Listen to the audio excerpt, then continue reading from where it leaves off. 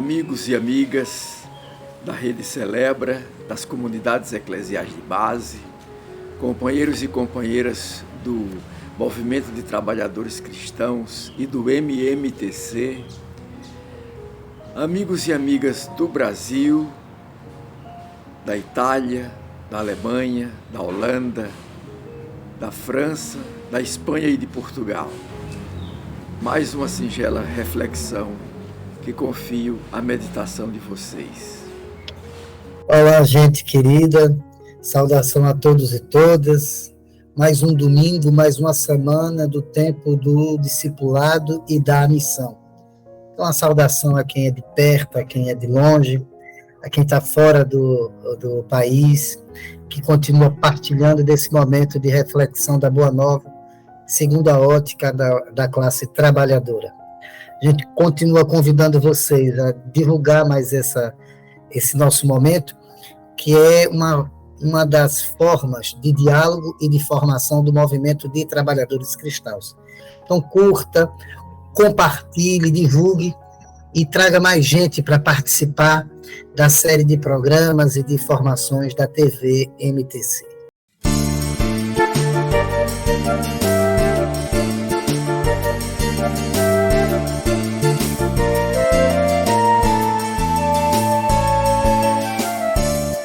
Hoje é dia de reza. Hoje é dia de reza. É o dia do Senhor. É o dia do Senhor. Aqui vimos ao Pai te adorar. Aqui vimos ao Pai te adorar. De mãos dadas clamor invocar. Hoje é dia de festa. Hoje é dia de festa. Entre nós está, Senhor. Entre nós está, Senhor. Tua palavra nos vai recriar. Tua palavra nos vai recriar. Teu Espírito a nos irmanar. Hoje é dia de ceia. Hoje é dia de ceia. Em memória do Senhor. Em memória do Senhor. Pão do céu vamos nós partilhar. Pão do céu vamos nós partilhar. De teu vinho beber e brindar.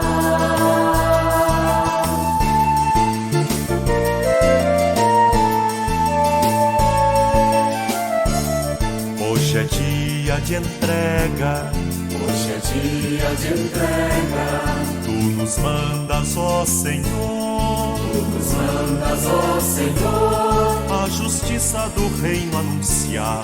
A justiça do reino anunciar. E o mundo de paz proclamar. Hoje é dia de espera. Hoje é dia de espera. Pela vinda do Senhor. Pela vinda do Senhor. Tu nos fazes, Senhor, vigiar. Tu nos fazes, Senhor, vigiar. Novo céu, nova terra pensar. Hoje é dia de festa. Hoje é dia de festa. Hoje é dia de reza. Hoje é dia de reza. Hoje é dia de ceia. Hoje é dia de ceia. Hoje é dia de entrega. Hoje é dia de entrega. Hoje é dia de espera. Hoje é dia de espera.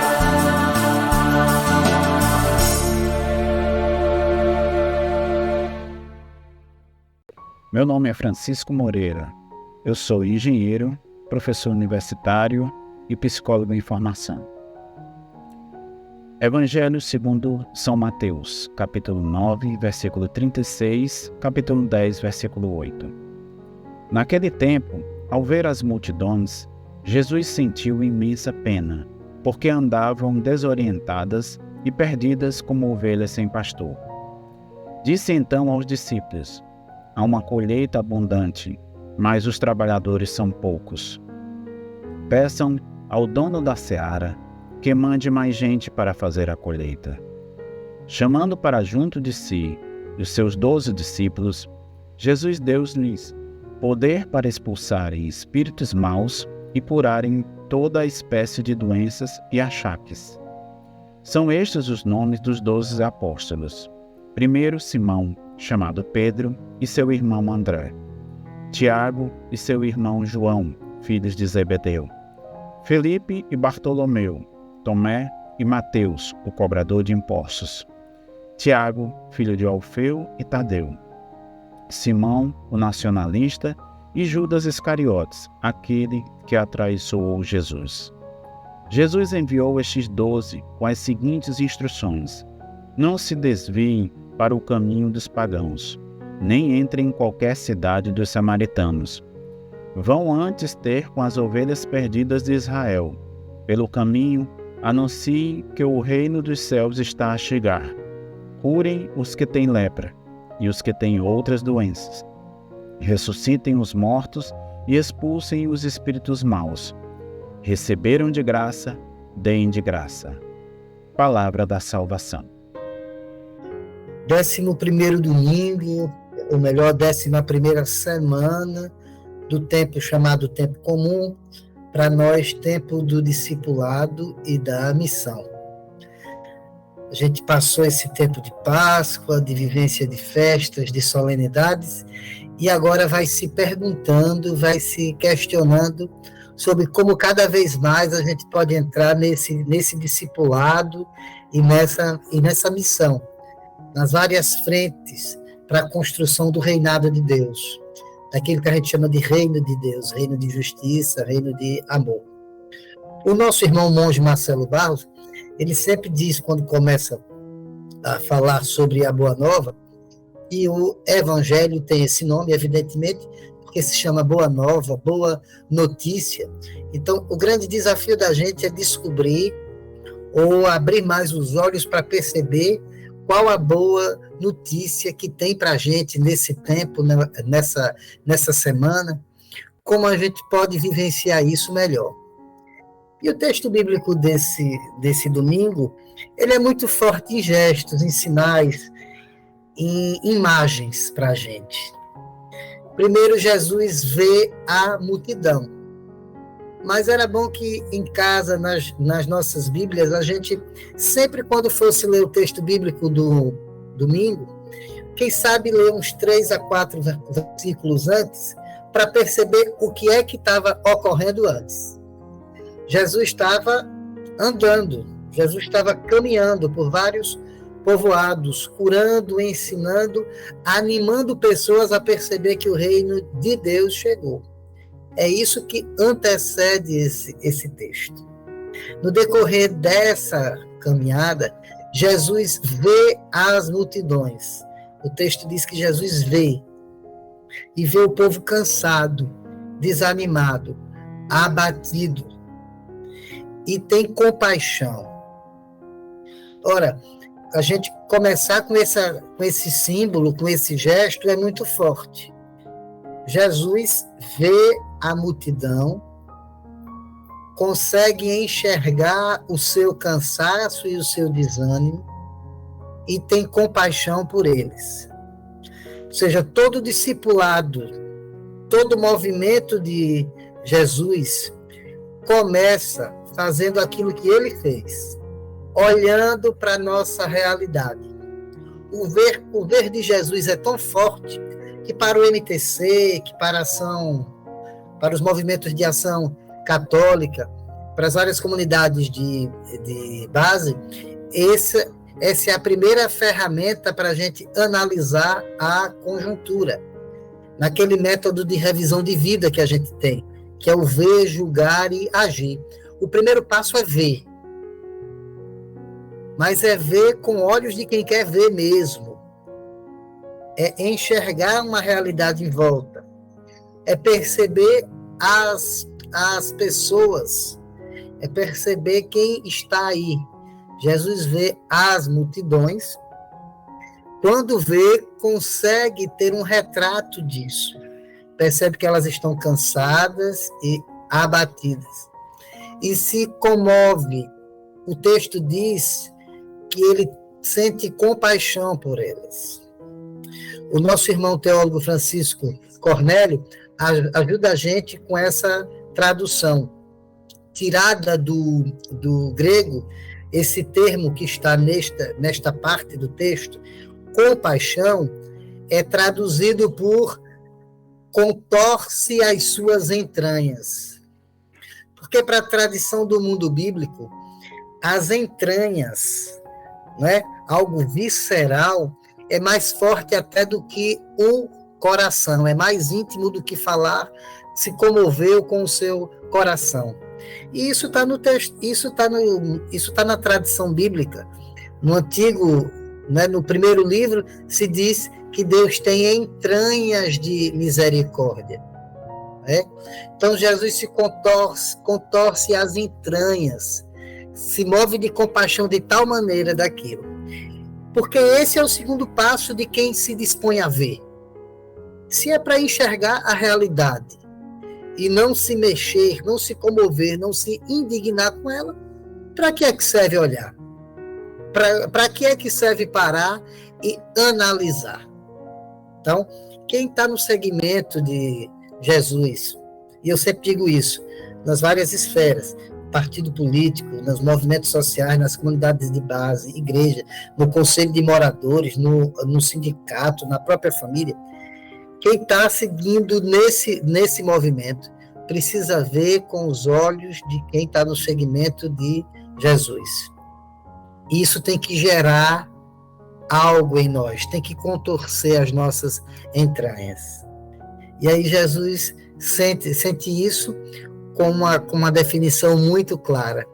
Ele sente que aquele povo está como ovelha sem pastor. É uma simbologia muito forte para a tradição do mundo bíblico, mas se a gente parar para pensar também, sem quem os proteja, sem quem coloque comida para essas ovelhas, sem quem dê guarida, nós poderíamos pensar assim, mas muito mais forte do que isso. As ovelhas que estão sem pastor, elas estão suscetíveis aos ataques dos lobos ou dos ladrões. Então, quando as nossas comunidades estão desanimadas, abatidas, o termo não está só falando de cansaço físico. Jesus está olhando para uma multidão do seu povo, da sua gente, que está desanimada, porque está desesperançada pela situação política de exploração, de violência, de degradação de quem trabalha. Quando a gente olha para essas comunidades e percebe que elas estão como ovelhas sem pastor, ou seja, dentro das nossas comunidades falta pessoas boas para dar coragem, para animar processos de libertação e de luta, é um momento em que a gente precisa ter a compaixão que Jesus teve. Ora, Jesus, olhando para isso, faz uma coisa que é muito forte. Como disse, esse texto está cheio de sinais fortes. E aí ele convoca todo mundo a pedir ao dono da messe que envie operários. Ele diz, a messe é grande, mas os operários são poucos. Pedi, pois, ao dono da messe que envie mais gente. Para quem não sabe, messe é aquela colheita que já está boa para ser tirada e precisa ser tirada logo, porque senão vai ficar podre.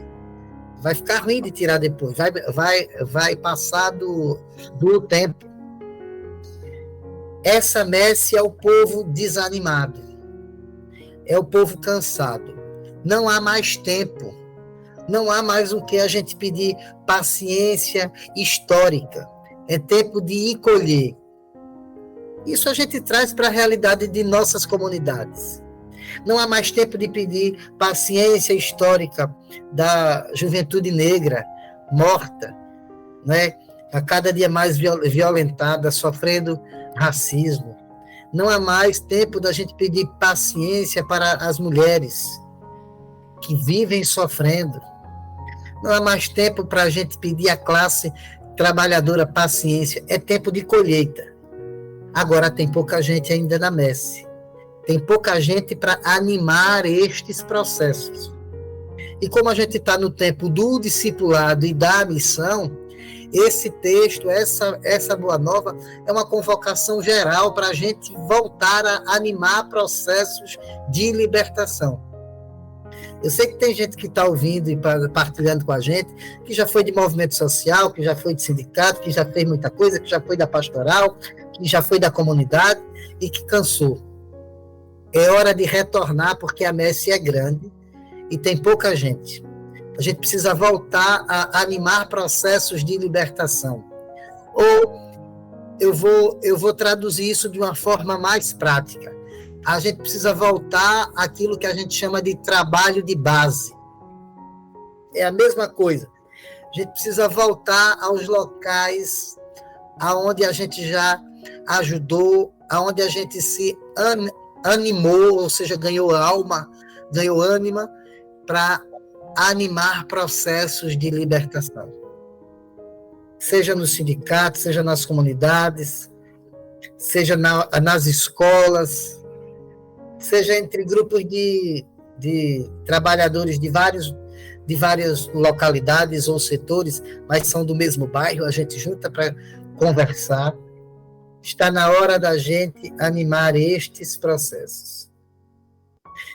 Jesus vê a realidade, Jesus tem compaixão, Jesus percebe que estão como ovelhas sem pastor, Jesus convoca para a messe, e o seu gesto concreto chama 12 pessoas para começar a animar esse movimento de libertação. Não é um grupo fechado, não é uma seleção dos melhores, um grupo que tem Pedro, com todas as dificuldades e problemas que tinha, um grupo que tinha até um zelote, tinha um cobrador de impostos, um grupo que tinha Judas, com todas as dificuldades de compreender a missão e termina traindo este projeto. Não é uma questão da seleção dos melhores. É uma questão de tirar do meio dessa realidade pessoas para ajudar a liderar processos de libertação. Esses 12 foram tirados dessa mesma realidade. Esses 12 foram chamados a expulsar espíritos, doenças e enfermidades. Ou seja, aquilo mesmo que Jesus já estava fazendo. Jesus vinha caminhando por vários lugares fazendo isso. Quando Jesus diz isso, lógico que é simbólico. Mas eu penso que Jesus está dizendo, é para fazer aquilo que eu estou fazendo. Ou seja, o que é que as nossas comunidades, o que é que cada um e cada uma de nós pode fazer na retomada dos nossos trabalhos de base? Fazer aquilo que Jesus fez. Animar as pessoas, expulsar todo tipo de divisão que há entre nós, ajudar a curar as doenças e as enfermidades, ajudar a construir vida aonde a gente está. Ele chama os 12, dá o nome desses 12, e isso é muito forte, isso é outro símbolo, porque ajuda a gente a perceber que esse caminho de vocação que a gente vive, esse caminho de militância, esse caminho de pastoral, esse caminho de luta sindical, partidária, nos espaços de missão, isso não é uma vontade, é um projeto pessoal apenas, ou simplesmente disse, não, eu fui ver uma reunião, gostei.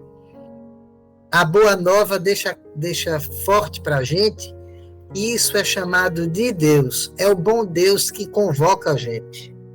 Jesus no começo disse, peçam para o dono da messe para mandar mais gente.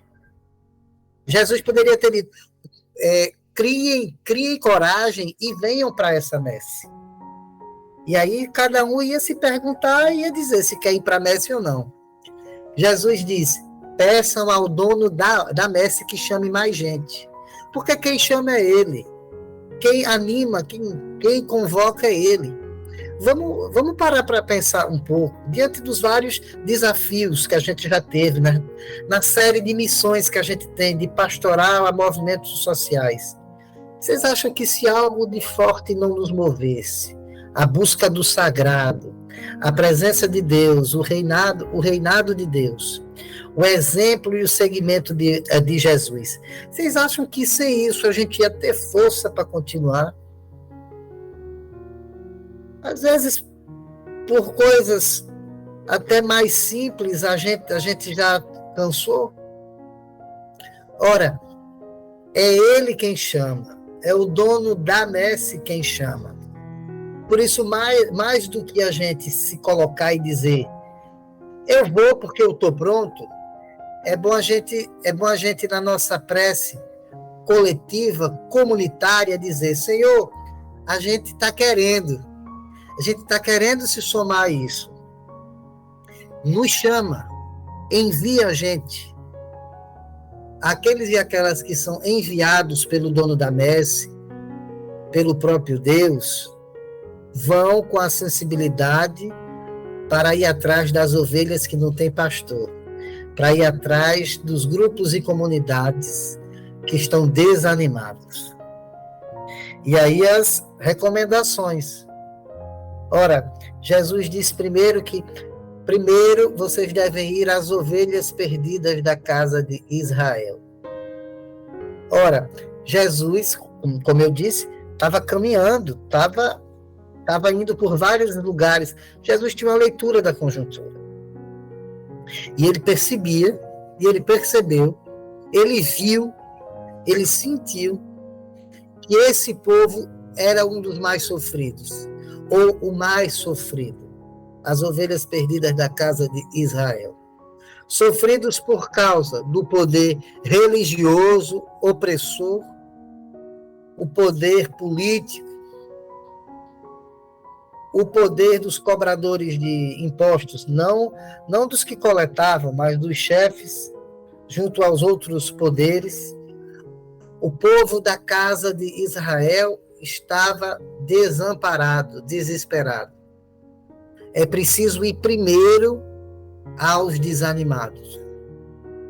Aí está a nossa resposta, para onde a gente começar a retornar o nosso trabalho de base. Ou, como eu disse, a voltar a motivar processos de libertação.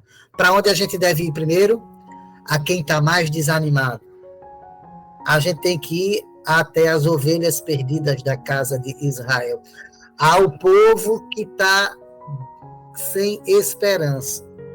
As comunidades que estão passando ao largo do processo de discussão política. Nos espaços onde justiça social ainda é palavra da boca para fora. É aí onde a gente deve estar.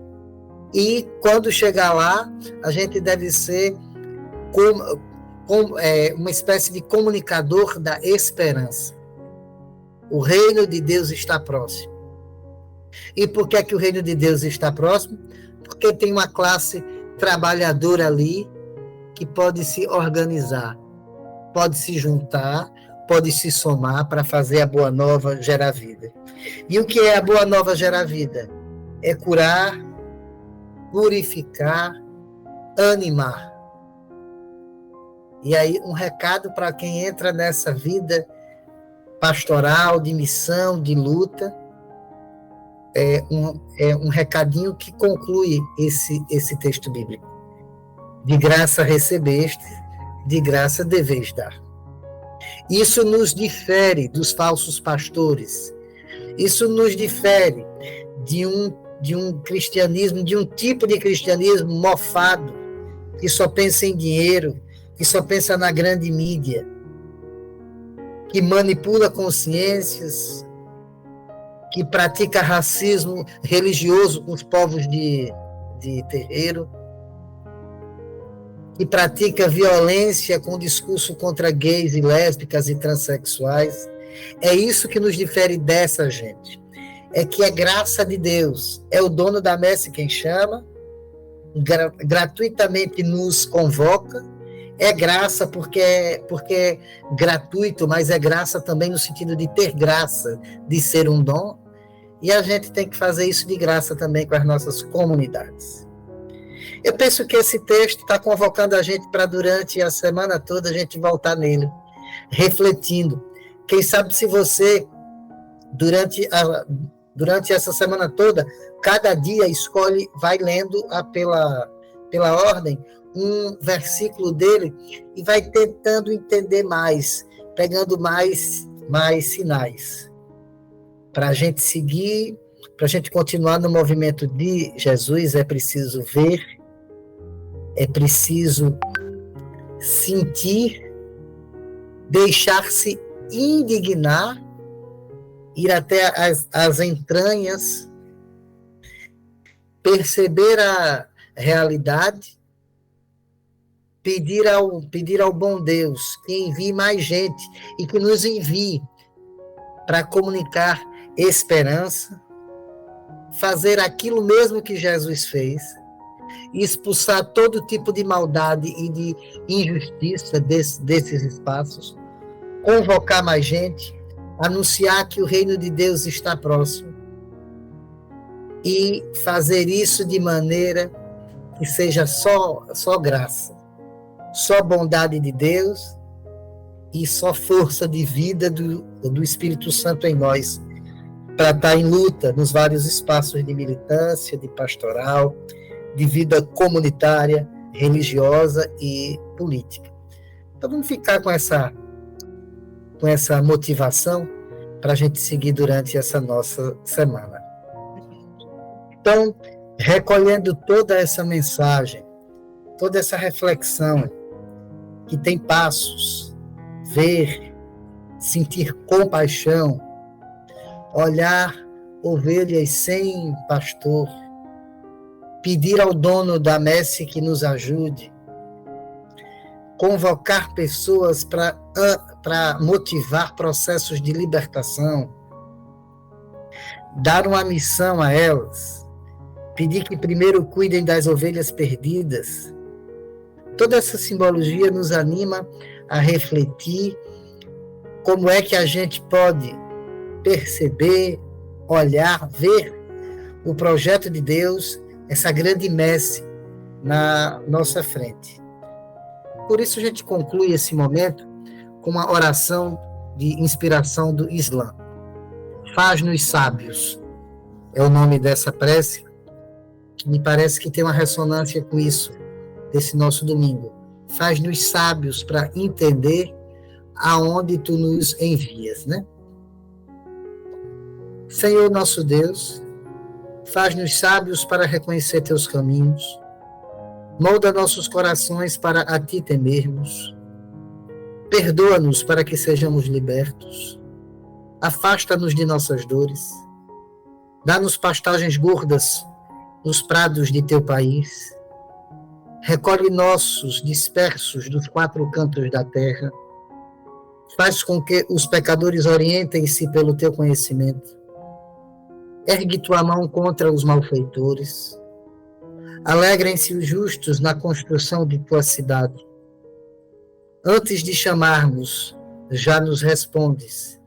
Bendito sejas tu, ó Deus, que ouve as orações. Muita fome de Deus e de justiça para todos e todas. Uma boa semana. Até mais.